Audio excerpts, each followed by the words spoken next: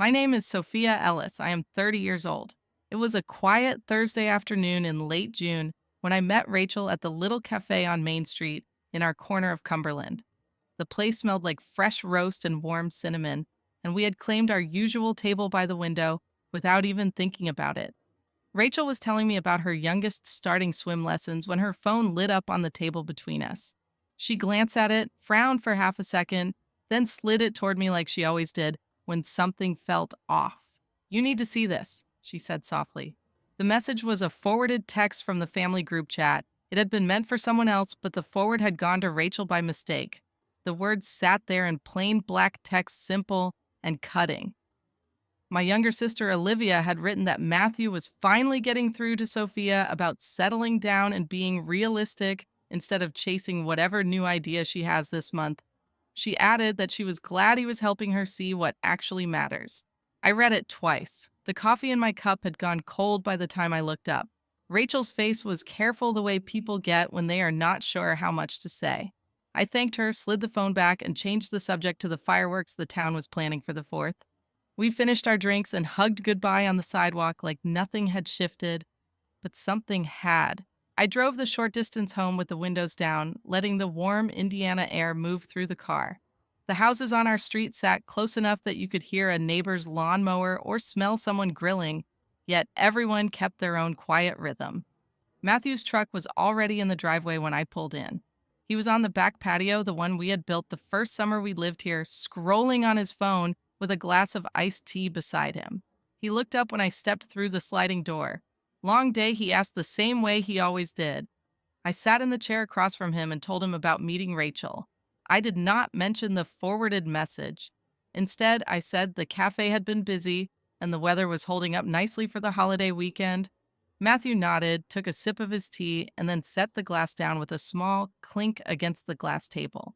"Your sister was over here earlier," he said. "She stopped by on her way back from the store. We got to talking about how she and her husband are already thinking about a second kid. She seems really settled, like she figured out what actually makes life work." He let the words sit there between us. The comparison was not new. It arrived dressed as casual conversation the way it had for the last couple of years. I kept my hands folded in my lap and watched a cardinal land on the fence. Matthew continued, his voice even and reasonable. I mean, she always knew how to keep things simple. No chasing every new project or idea that comes along, just steady. I told her I admired that about her. The cardinal flew off. I felt the familiar quiet tightening in my chest, the one that came whenever he placed my younger sister's choices next to mine, like they were measurements on a scale. I did not argue. I had learned that arguing only gave him more room to explain why his view was the practical one. Instead, I asked if he wanted me to start the grill for dinner. He said sure, like the conversation had never happened. Later that evening, after we had eaten and the dishes were done, I sat at the kitchen table with my laptop open. The family group chat was still open on my phone from earlier. I scrolled back through the last few days of messages, the ones everyone could see. They were full of plans for the 4th, where to watch the fireworks, who was bringing what to the small cookout my parents were hosting in their backyard 2 streets over. Everyone sounded warm and connected. My mother had written that it would be so nice to have the whole family together again. My father had replied with a string of fireworks emojis. Then I noticed the private thread. A message from my younger sister to Matthew sent that afternoon had been forwarded into the main chat by accident. The forward had come from Matthew's phone. The text itself was short. Olivia had written, "She still doesn't get it, does she? You're doing the right thing, trying to get her to slow down. Mom and Dad keep saying the same thing." Below it was Matthew's reply. "She'll come around. She always does when she realizes I'm just looking out for us." I stared at the screen until the words stopped making sense. The public chat kept scrolling with more plans and smiling emojis, the version of our family that everyone outside our house got to see. The private one sat underneath it like a second set of books. I closed the laptop gently and walked back out to the patio. Matthew was still there, the string lights we had hung last summer glowing soft above him. He looked up when I stepped outside. "Everything okay?" he asked. I sat down across from him again. The night air smelled like cut grass and the faint smoke from a neighbor's grill. I kept my voice calm, the same tone I used when I was sorting through a difficult client file at work. I saw the message you and Olivia exchanged this afternoon, I said. Matthew's expression did not change right away. He took another sip of his tea, then set the glass down. When he spoke, his voice stayed, even almost gentle. You weren't supposed to see that, he said. It was just between us. She's worried about you, that's all. We both are. He leaned forward slightly the way he did when he wanted to make sure I understood the logic of what he was saying. You've always been the one who overthinks everything, Sophia. Olivia just wants you to be happy the way she is. I do too. That's why I keep telling you these things. It's not criticism, it's care. The string lights hummed faintly above us. Somewhere down the block, a dog barked once and went quiet. I looked at my husband and saw the same man I had married 6 years ago, the one who could make any choice I made sound like a temporary phase I would eventually outgrow. The same man who had started measuring my life against my younger sister's without ever raising his voice. I did not answer him right away. I let the silence stretch between us on the patio, the one we had built together when we still believed the version of our life that showed up in family group chats. The version where everyone was close and the small fractures never made it past the front door. Matthew waited, his face open and reasonable the way it always was when he explained why my choices needed adjusting. I could feel the old pattern trying to pull me back in, the one where I would nod, say I understood, and carry the conversation inside like nothing had been said out loud. Instead, I stood up slowly. I think I need some air, I said. He nodded like that made perfect sense. Take your time. I'll be here when you're ready to talk. I walked down the steps into the backyard. The grass was cool under my feet. Across the fence, I could hear Thomas, our neighbor, 2 doors down, moving his trash cans to the curb for morning pickup. He raised a hand in a quiet wave when he saw me. I waved back. The small, ordinary gesture felt steadier than anything inside the house right then. I stayed outside until the string lights on the patio clicked off automatically. When I finally went back in, Matthew had already gone upstairs. The kitchen was dark except for the light above the stove. My phone sat on the counter where I had left it. The family group chat was still open, still full of plans and emojis for the 4th of July cookout 2 streets over. I turned the screen off without replying to anything. For the first time in a long time, the version of our family that everyone else saw felt like something I could no longer carry without noticing its weight. The next morning, the house felt quieter than usual, the kind of quiet that comes after words have been said out loud and cannot be pulled back in. I made coffee the way I always did, measuring the grounds and waiting for the machine to finish, while my husband sat at the kitchen table with his laptop open. He looked up when I set a mug in front of him. Sleep okay? He asked the same question he had asked the morning before. I told him I had. He took a sip, then added, almost as an afterthought, that my younger sister had texted him again late the night before. She wanted to make sure we were still planning to come to my parents' place that afternoon for the cookout. She had said it would be good for everyone to be together like old times, the way families were supposed to be. The comparison arrived dressed in concern again, the same way it had arrived for years. I nodded and turned back to the counter, letting the steam from the coffee rise between us. My husband went back to his screen. The conversation did not need to go further because the point had already been made. Later, while he was in the shower, I opened the family group chat on my phone. Another message had been forwarded into the main thread by mistake. This one was from my younger sister to my mother, but the forward had looped it where everyone could see. It said I was being difficult again and that my husband was the only one trying to keep things steady for all of us. Below it, in the public replies, my mother had written a string of heart emojis and a note about how nice it was that everyone was making the effort to show up. I closed the app without typing anything back. That afternoon, I walked 2 houses down to return a book I'd borrowed from Thomas. He was outside watering his tomato plants the same way he did most afternoons when the weather held. We talked for a few minutes about the dry spell and whether the town fireworks would still happen if the wind stayed light. It was an ordinary conversation, the kind that did not require me to measure every word or defend the shape of my life. When I turned to leave, he raised a hand in the same quiet wave he always gave. I raised mine back. When I got home, my husband was on the phone in the living room. I heard him say, She'll be fine once we're all together tomorrow, before he noticed me standing in the doorway and lowered his voice. He ended the call a minute later and told me it had been work. I did not ask which part of work involved my younger sister's name. The rest of the day moved in small, careful steps. Dinner was simple. We watched the local news segment about the holiday events downtown. My husband mentioned again between bites how my younger sister and her husband never really argued about the big things. They just decided together and moved forward. He said he had told her he wished we had more of that kind of steadiness. The words landed the same way they always did: gentle, reasonable, and sharp enough that I felt them long after he had stopped speaking. I went to bed early. The string lights on the patio clicked off automatically behind me. The next day was the 4th. My mother called in the morning to confirm we were still coming that afternoon. Her voice was bright, the same tone she used in every group chat message.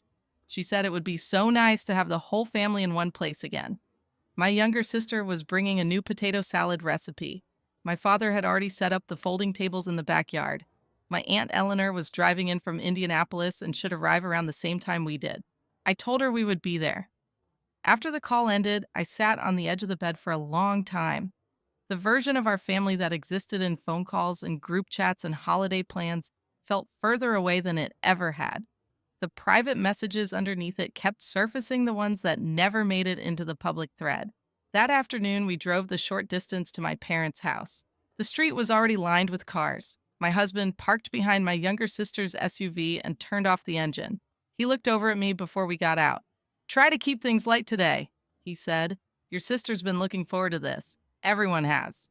I nodded. We walked up the driveway together. The backyard smelled like charcoal and cut grass.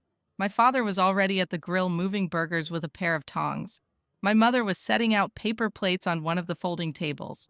My younger sister stood near the cooler talking to someone on her phone. She waved when she saw us, the same easy wave she had used since we were kids. My Aunt Eleanor was there too, sitting in one of the lawn chairs with a glass of lemonade. She'd not been to one of these in a while. She raised her hand when she saw me and smiled, the small, steady smile I remembered from when I was younger. We found seats at the table. The conversation moved the way it always did at these gatherings: recipes, the weather, how the kids in the neighborhood were growing.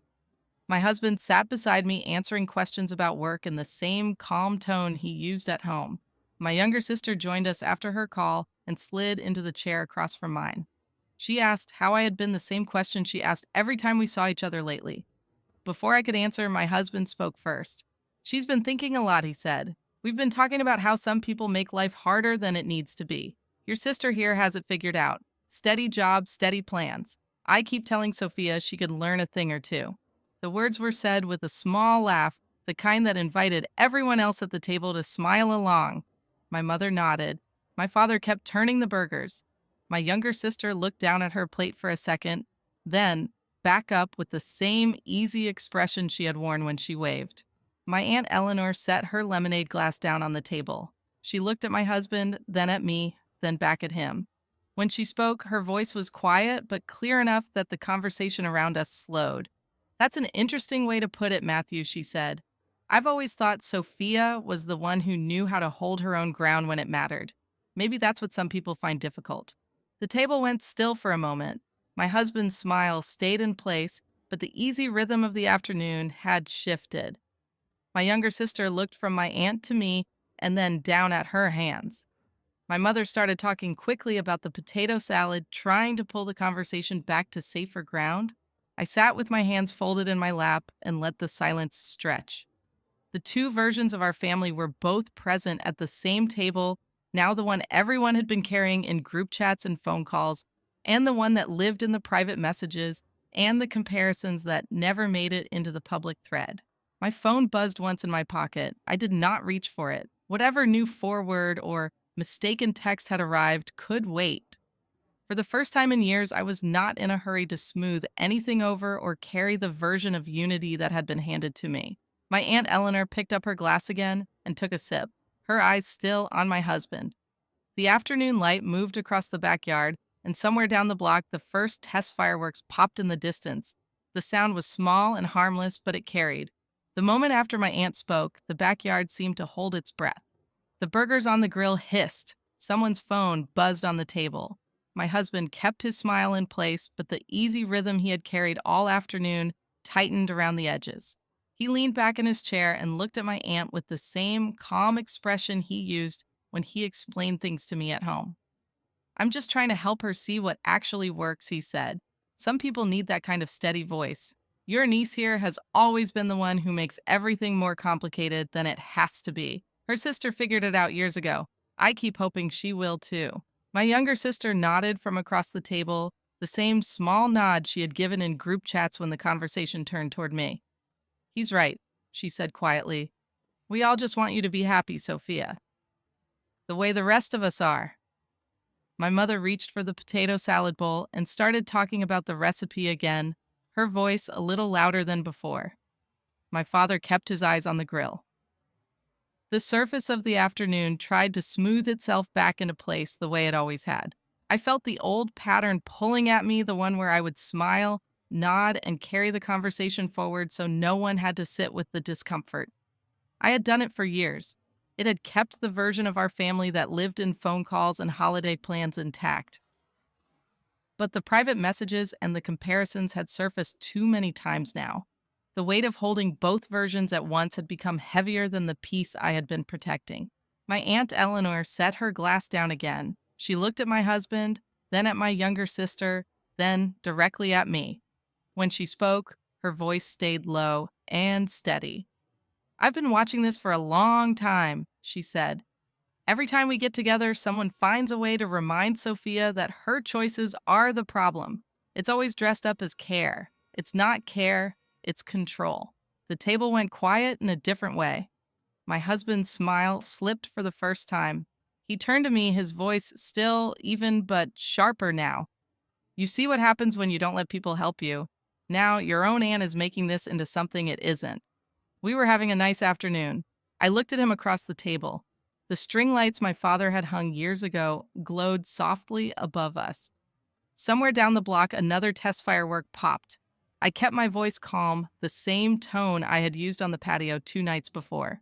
I've seen the messages, I said, the ones that never make it into the group chat, the ones where you and my younger sister talk about how I need to be fixed, the ones where my mother and father agree that I'm the difficult one. I've seen them forwarded by mistake more than once. My younger sister's face flushed. She looked at my husband, then at my mother. That's private, she said. You weren't supposed to see that. My mother set the potato salad bowl down harder than she meant to. We were just trying to figure out how to help you, she said. Your husband has been patient with you for years. Your sister has too. We all have. My father finally turned from the grill. He wiped his hands on a towel and looked at me the way he had looked at me for most of my life, patient, slightly disappointed. This is exactly what we're talking about, he said. You turn everything into a fight. Your sister never does this. She knows how to keep the peace. Colleen. My Aunt Eleanor spoke again before anyone else could. Keeping the peace by making one person smaller isn't peace, she said. It's just silence.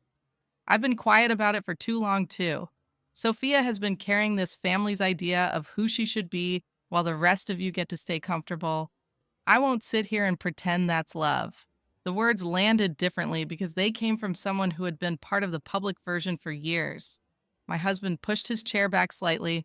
He looked at me with the expression he used when I had gone too far in a conversation at home.